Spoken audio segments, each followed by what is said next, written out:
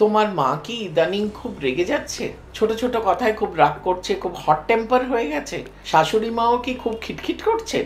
এটা কিন্তু একদম ইগনোর করা উচিত না। এগুলো কিন্তু মেনোপজের লক্ষণ হতে পারে, অথবা মেনোপজ না হয়ে থাকলেও মেনোপজের আশেপাশে অর্থাৎ পেরিমেনোপজেরও কিন্তু লক্ষণ হয়ে থাকতে পারে। এটাকে একদম ইগনোর করা উচিত না এবং ইমিডিয়েটলি একজন গাইনোকোলজিস্টের পরামর্শ নেওয়া উচিত।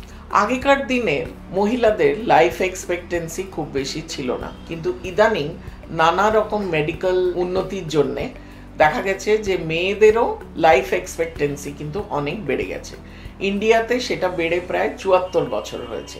মেয়েদের মেনোপজ হয় ৪০ থেকে ৫০-এর মধ্যে যে কোনো সময়। ৪৫ বছরটা আমরা ধরে চলি, বেশিরভাগ মহিলাদেরই ৪৫ থেকে ৫০-এর মধ্যে মেনোপজ হতে পারে। ৪০-এর আগে হলে সেটাকে আমরা বলি প্রিম্যাচিওর মেনোপজ, আর 52-র পরেও যদি মেনোপজ না হয় তাহলে তো অবশ্যই গাইনোকোলজিস্টকে দেখানো উচিত যে এত ডিলে কেন হচ্ছে মেনোপজে। তো মা, শাশুড়ি মা, এদের যে খিটখিটে পনাটা আর কি, যে মুড সুইংস, মুড চেঞ্জেস, এটা কিন্তু মেনোপজের একটা সিমটম। এটাকে ভাববেন না। আসলে ওই বয়সে, মানে মেয়েদের যখন ৪০-৫০ বছর বয়স হয় তখন কিন্তু অনেক কিছু জীবনে ঘটতে থাকে। হাজব্যান্ডেরও বয়স হয়ে গেছে, হাজব্যান্ডও তো ৫০-এর ওপরে। বাচ্চারা বড় হয়ে গেছে, বাচ্চারা যদি তার ২০-৩০ বছর বয়সে যদি জন্মে থাকে তাহলে বাচ্চাদেরও ২০ বছর ২৫ বছর বয়স হয়ে গেছে। তারাও কলেজে যাচ্ছে, নতুন চাকরি করছে, পড়তে চলে যাচ্ছে। যখন পড়তে চলে যায়, এবারে একজন মহিলা সে ছোটবেলা থেকে তার লাইফটা শুধু বাচ্চাদের চারিদিকে, কখন তারা স্কুল যাবে, কখন পড়াশোনা করবে, কখন খাবে, এটা করতে করতে করতে হঠাৎ করে যখন ওরা বাড়ি ছেড়ে চলে যায় তখন তার মনে হয় যে তাহলে তো আমার আর বাড়িতে কোনো কাজই নেই, আমার কোনো রোলই নেই, আমার তো আর কোনো ইম্পর্টেন্সও নেই। আর হাজব্যান্ডেরও তখন একটা একদম সাংঘাতিক একটা উন্নতি, প্রমোশন, ক্যারিয়ার, এইসবের একটা টাইম। সেও অফিস নিয়ে খুব ব্যস্ত, হয়তো আপনাকে ঠিকমতো টাইম দিচ্ছে না। তো আপনার আবার মনে হতে পারে যে আরে আমার তো কোনো ইম্পর্টেন্সই নেই বাড়িতে। এইসব মিলিয়ে একটা ভীষণ একটা খালি খালি, একটা খা খা টাইপের একটা ইমোশন ভেতরে উৎপত্তি হয়।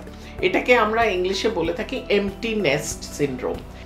যারা ধরুন চাকরি বাকরি করে, যে মহিলারা চাকরি বাকরি করে তারা নয় অফিস নিয়ে ব্যস্ত থাকে, কিন্তু যারা বাড়িতে থাকে তাদের এদিকে মেনোপজে হরমোন কমে যাচ্ছে, এদিকে সোশ্যালিও এত কিছু ঘটছে, সব কিছু মিলিয়ে কিন্তু ওরা মুডটাকে ঠিক মতো রাখতে পারে না।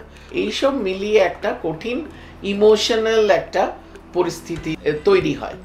তো আমরা গাইনোকোলজিস্টরা তখন এই পেশেন্টদেরকে ভালো করে শুনি, তাদেরকে এক্সামিন করি, সোনোগ্রাফি করি, কিছু ব্লাড টেস্ট করি, হেলথ চেক আপ করি, প্যাপ স্মিয়ার করি, ব্রেস্ট চেক আপ করি, করে তাতে যা যা সমস্যা আছে সেগুলো নিয়ে আমরা সেগুলোকে অ্যাড্রেস করে ওষুধপত্র দিয়ে সেটাকে ঠিক করার চেষ্টা করি।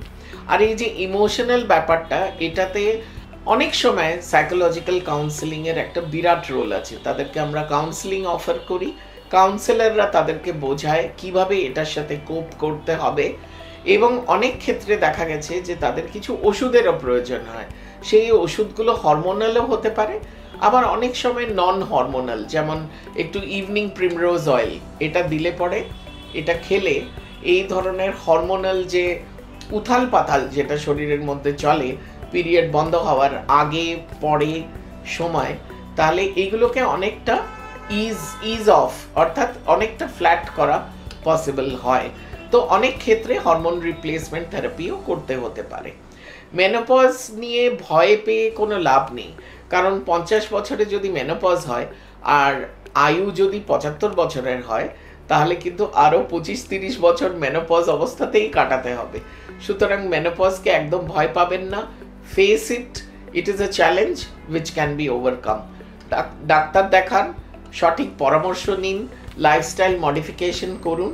Menopause is very very easy, এবং ওটা নিয়ে খুব বেশি মাথাও আমার মনে হয় ঘামানো উচিত না যে না আমার মেনোপজ হয়ে গেছে, এটা একটা সাংঘাতিক ব্যাপার, যেটা অনেকের একটা ধারণা থাকে। তো মেনোপজ কোপ করার অনেক রকম মেকানিজমস আছে, সাপোর্ট গ্রুপস আছে, ডক্টরস কনসালটেশন, দরকার হলে hormone replacement therapy, evening primrose oil, health check up, এগুলো করে হবিজ, নানা রকম ট্রাভেল, এইসব করেও নিজেকে বিজি রেখে you can have a very very useful, happy and productive life.